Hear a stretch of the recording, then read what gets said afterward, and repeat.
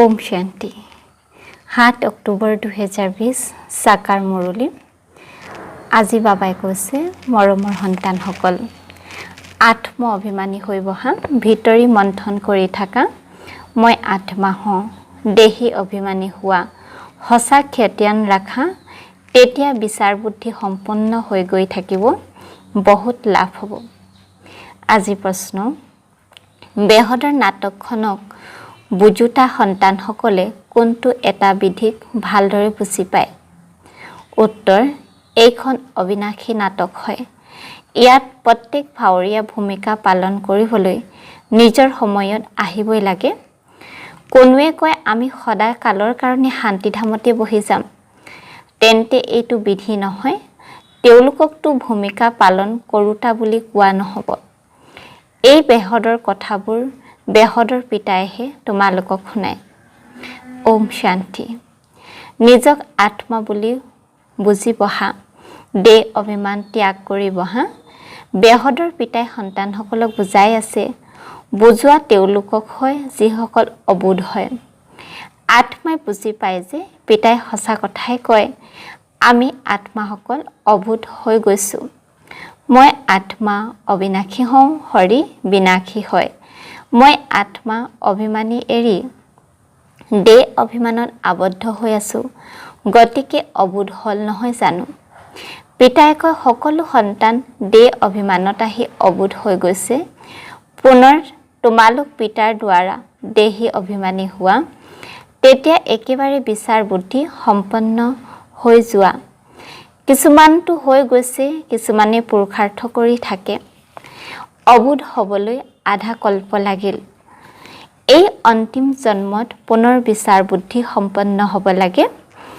আধা কল্পৰ পৰা অবুধ হৈ 100% অবুধ হৈ যায় দে অভিমানত আহি নাটকৰ পৰিকল্পনা অনুসৰি তোমালোক অৱনতি হৈ আহিছা এতিয়া তোমালোক বোধ শক্তি পাইছা তথাপিও পুৰুষাৰ্থ কৰিব লাগে কিয়নো সন্তানসকলৰ দৈবী গুণ লাগে সন্তানসকলে জানে আমি সৰ্বগুণ সম্পন্ন হুলকলা সম্পন্ন আছিলো পুনৰ এই সময়ত নিৰ্গুণ হৈ গৈছো কোনো গুণ নাই তোমালোক সন্তানসকলৰ ভিতৰতো পুৰুষাৰ্থ ক্ৰম অনুসৰি এই খেলখনক বুজি পায় বুজি থাকোঁতেও কিমান বছৰ হৈ গ'ল তথাপিও যিসকল নতুন হয় তেওঁলোক ভাল বিচাৰ বুদ্ধি সম্পন্ন হৈ গৈ থাকে অন্যকো বিচাৰ বুদ্ধি সম্পন্ন কৰি তুলিবলৈ পুৰুষাৰ্থ কৰে কিছুমানটো একেবাৰে বুজি পোৱা নাই যি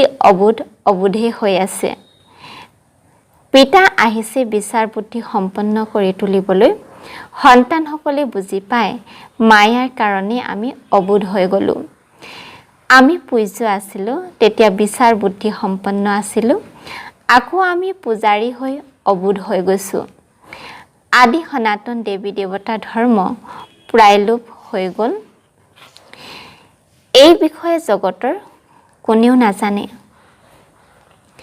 এওঁলোক লক্ষ্মীনাৰায়ণ কিমান বিচাৰ বুদ্ধি সম্পন্ন আছিল ৰাজত্ব কৰিছিল পিতাই কয় তত্তম তোমালোকেও নিজৰ কাৰণে এনেকৈ বুজা এয়া অতিকৈ বুজিবলগীয়া কথা পিতাৰ বাহিৰে কোনেও বুজাব নোৱাৰে এতিয়া উপলব্ধি হয় পিতাহে উচ্চতকৈ উচ্চ আটাইতকৈ অধিক বিচাৰ বুদ্ধি সম্পন্ন হ'ব নহয় জানো এটাটো জ্ঞানৰ সাগৰ হয় সকলোৰে সদ্গতি দাতাও হয় পতিত পাৱনো হয় এজনেৰে মহিমা আছে ইমান উচ্চতকৈ উচ্চ পিতা আহি সন্তান বুলি কৈ কেনেদৰে ভালদৰে বুজায় সন্তানসকল এতিয়া পাৱন হ'ব লাগে তাৰ বাবে পিতাই এটাই দৰৱ দিয়ে কয় যোগৰ দ্বাৰা তোমালোক ভৱিষ 21 জন্মৰ নিৰোগী হৈ যাবা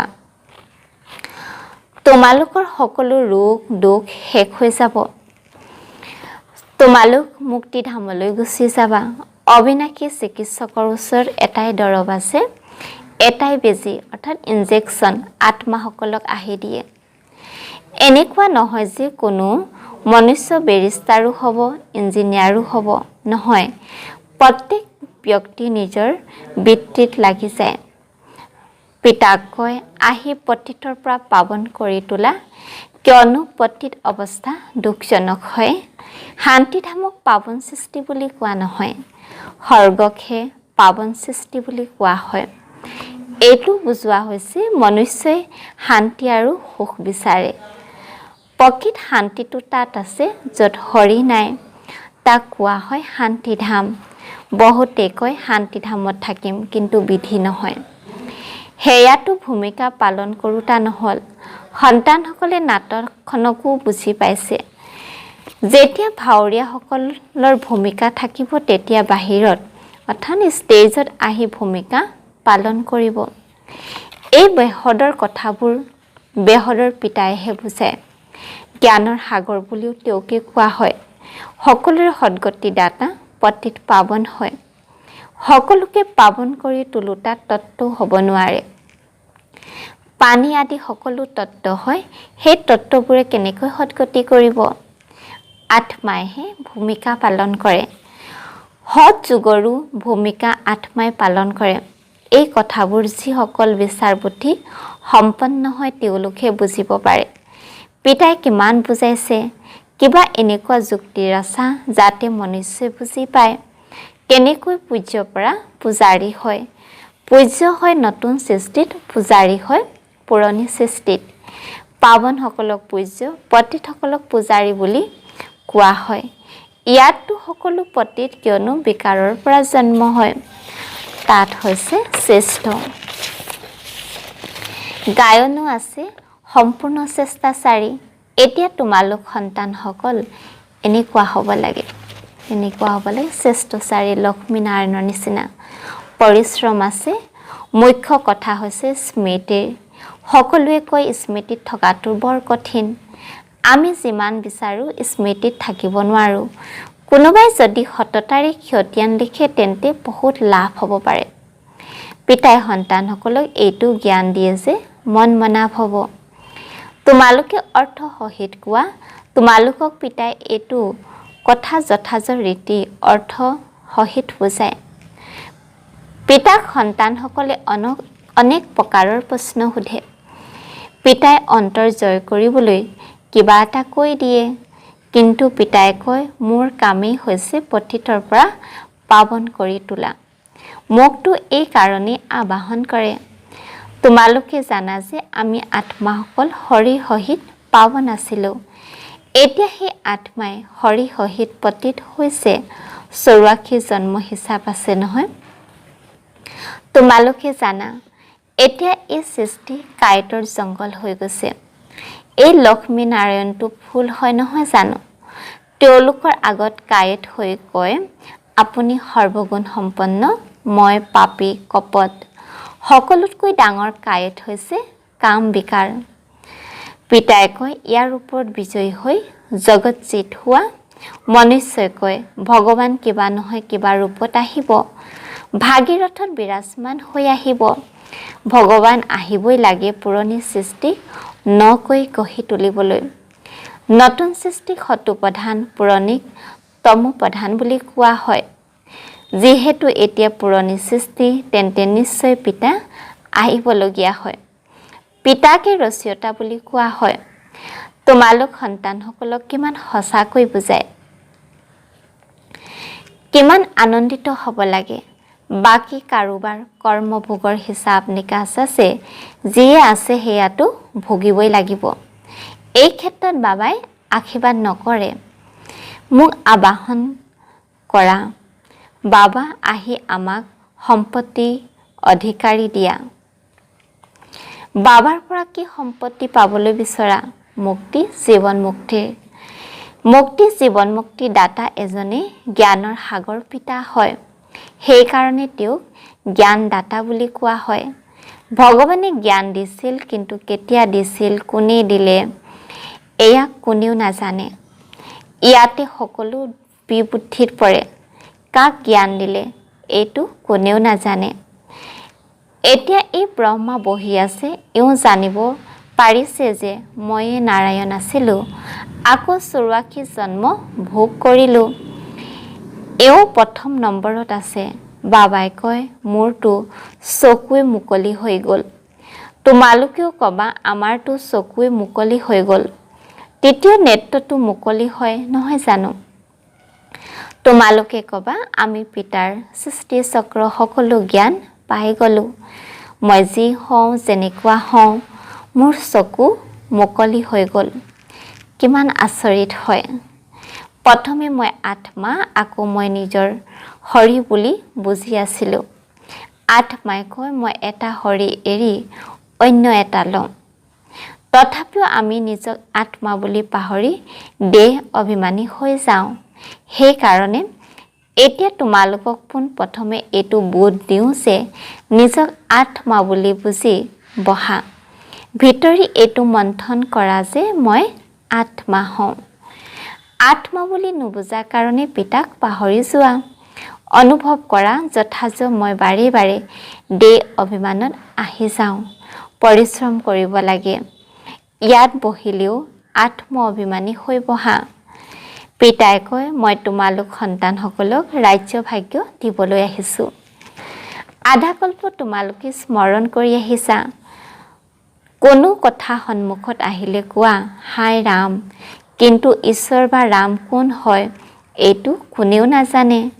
তোমালোকে সিদ্ধ কৰিব লাগে জ্ঞানৰ সাগৰ, পতিত পাৱন সকলোৰে সৎগতি দাতা, ত্ৰিমূৰ্তি পৰমপিতা পৰমাত্মা শিৱ হয়। ব্ৰহ্মা বিষ্ণু শংকৰ তিনিওৰে জন্ম একেলগে হৈছে। অকল শিৱ জয়ন্তী নহয়, কিন্তু ত্ৰিমূৰ্তি শিৱ জয়ন্তী হয়। নিশ্চয় যেতিয়া শিৱ জয়ন্তী হ'ব তেতিয়া ব্ৰহ্মাৰো জয়ন্তী হ'ব। শিৱ জয়ন্তী পালন কৰে, কিন্তু ব্ৰহ্মাই কি কৰিলে? লৌকিক, পাৰলৌকিক আৰু এয়া হৈছে অলৌকিক পিতা। এয়া হ'ল প্ৰজাপিতা ব্ৰহ্মা। পিতাই কয় নতুন সৃষ্টিৰ কাৰণে এয়া নতুন জ্ঞান। এতিয়া তোমালোকে পোৱা আকৌ প্ৰায় লোপ হৈ যায়। যাৰ পিতাৰ ৰচয়তাৰ ৰচনা জ্ঞান নাই তেন্তেটো অজ্ঞানী নহ'ল জানো? অজ্ঞান নিদ্ৰাত শুই আছে। জ্ঞানেৰে দিন হয়, ভক্তিৰে ৰাতি হয়। শিৱ ৰাতি অৰ্থ নাজানে, সেয়েহে তেওঁ দিৱসত বন্ধ দিনো উঠাই দিছে। এতিয়া তোমালোকে জানা পিতা আহিছে সকলোৰে জ্যোতি জগাবলৈ। তোমালোকে এই চাকি আদি জ্বলালে তেতিয়া বুজিব এওঁলোকৰ কিবা বিশেষ দিন চাগৈ। এতিয়া তোমালোকে জ্বলোৱা অৰ্থসহিত তেওঁলোকে বুজিব জানো? তোমালোকৰ ভাষণৰ পৰা পুৰা বুজিব নোৱাৰে। এতিয়া গোটেই বিশ্বত ৰাৱণ ৰাজ্য, ইয়াততো মনুষ্য কিমান দুখী। তন্ত্ৰ মন্ত্ৰ কৰোতাসকলেও বহুত অশান্ত কৰে। বাতৰি কাকতো ওলায় এওঁ দেশত আসুৰিক আত্মা আছে, বহুত দুখ দিয়ে। বাবা এই কথাৰ লগত তোমালোকৰ কোনো সম্পৰ্ক নাই।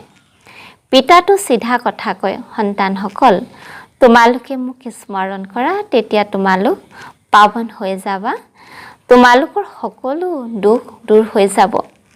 ভাল বাৰু, অতি মৰমৰ কল্পৰ পাছত পুনৰাই লগ পোৱা সন্তানসকলৰ প্ৰতি মাতা পিতা বাপ দাদা স্নেহপূৰ্ণ স্মৰণ আৰু সুপ্ৰভাত। আত্মিক পিতাৰ আত্মিক সন্তানসকলক নমস্কাৰ। ধাৰণাৰ বাবে মুখ্য সাৰ। যথাযথ ৰীতি পিতাক স্মৰণ কৰা আৰু আত্ম অভিমানী হোৱা পৰিশ্ৰম কৰিব লাগে। সততাৰে নিজৰ ক্ষতিয়ান ৰাখিব লাগে। ইয়াতে বহুত লাভ আছে। 2 নম্বৰত কৈছে সকলোতকৈ অধিক দুখ দেউতা কাঁইট হ'ল কাম বিকাৰ। ইয়াৰ ওপৰত যোগ বলেৰে বিজয় প্ৰাপ্ত কৰি পতিতৰ পৰা পাৱন হ'ব লাগে। বাকী কাৰো কথাৰ লগত তোমালোকৰ সম্পৰ্ক নাই। আজি বৰদান বিঘ্ন অভেদ্য অৰ্থাৎ প্ৰভু চিকমিকাই থকা ফৰিস্তা পোছাক পৰিধান কৰোঁতা সৰ্বদা বিঘ্ন বিনাশক হোৱা। স্বপ্ৰতি আৰু সকলোৰে প্ৰতি সদায় বিঘ্ন বিনাশক হোৱা কাৰণে প্ৰশ্নবোধক চিহ্ন বিদায় দিয়া আৰু জ্যোতি চিহ্ন দ্বাৰা সৰ্বশক্তি ভঁৰাল ভৰপূৰ কৰা। সদায় বিঘ্ন প্ৰুফ চিকমিকাই থকা ফৰিস্তা পোছাক পিন্ধি থাকিবা, মাটিৰ পোছাক নিপিন্ধিবা।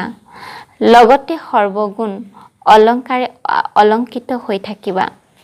সদায় অষ্টশক্তি শস্ত্ৰধাৰী সম্পন্ন মূৰ্তি হৈ থাকিবা আৰু কমল পুষ্প আসনত নিজৰ শ্ৰেষ্ঠ জীৱনৰ ভৰি ৰাখিবা। শ্লোগান: অভ্যাসৰ ওপৰত সম্পূৰ্ণ মনোযোগ দিয়া, তেতিয়া প্ৰথম স্থানত নম্বৰ আহি যাব। ওম শান্তি। মাতেশ্বৰী জীৰ অমূল্য মহাবাক্য। এই ঈশ্বৰীয় জ্ঞান সকলো মনুষ্য আত্মাৰ কাৰণে। পোন প্ৰথমেতো নিজে এটা মুখ্য পইণ্ট খেয়ালত অৱশ্যে ৰাখিব লাগে, যিহেতু এই মনুষ্য সৃষ্টি বৃক্ষৰ বীজৰূপ পৰমাত্মা হয়। তেন্তে সেই পৰমাত্মাৰ দ্বাৰা যি জ্ঞান প্ৰাপ্ত হৈছে সেয়া সকলো মনুষ্যৰ কাৰণে জৰুৰী হয়। সকলো ধৰ্মাৱলম্বী এই জ্ঞান লোৱা অধিকাৰ আছে। যদিও প্ৰত্যেক ধৰ্ম জ্ঞান নিজা নিজা, প্ৰত্যেকৰ নিজা নিজা শাস্ত্ৰ আছে, প্ৰত্যেকৰ মত নিজা নিজা, প্ৰত্যেকৰে সংস্কাৰ নিজা নিজা, কিন্তু এই জ্ঞান সকলোৰে কাৰণে। লাগিলে তেওঁলোকে এই জ্ঞান ধাৰণ কৰিব নোৱাৰিবও পাৰে। আমাৰ বংশতো নাহে, কিন্তু সকলোৰে পিতা হোৱা কাৰণে তেওঁৰ সৈতে যুগহত্য গঢ়িলে তথাপিও পবিত্ৰ নিশ্চয় হ'ব। এই পবিত্ৰতাৰ কাৰণে নিজৰে সাক্ষাৎ পদ নিশ্চয় পাব, কিয়নো যুগতকৈ সকলো মনুষ্যই মান্যতা দিয়ে। বহুত মনুষ্যই এনেকৈও কয় যে আমাকো মুক্তি লাগে, কিন্তু শাস্তিৰ পৰা মুক্ত হোৱা শক্তিও এই যুগৰ দ্বাৰাই পাব পাৰে। অজপা জপ অৰ্থাৎ নিৰন্তৰ ঈশ্বৰীয় স্মৃতি। এয়া যি কথিত আছে যে প্ৰতিটো শ্বাসত অজপা জপ কৰি থকা, তাৰ যথাৰ্থ অৰ্থ কি? যেতিয়া আমি কওঁ অজপা জপ, তেন্তে ইয়াৰ অৰ্থ হ'ল জপ নকৰাকৈ প্ৰতিটো শ্বাসত নিজৰ বুদ্ধি যোগসূত্ৰ নিজৰ পৰমপিতা পৰমাত্মাৰ লগত নিৰন্তৰ লগোৱা, আৰু এই ঈশ্বৰীয় স্মৃতি প্ৰতিটো শ্বাসতে স্থায়ী ৰূপত চলি থাকে। সেই নিৰন্তৰ ঈশ্বৰীয় স্মৃতিক অজপা জপ বুলি কোৱা হয়।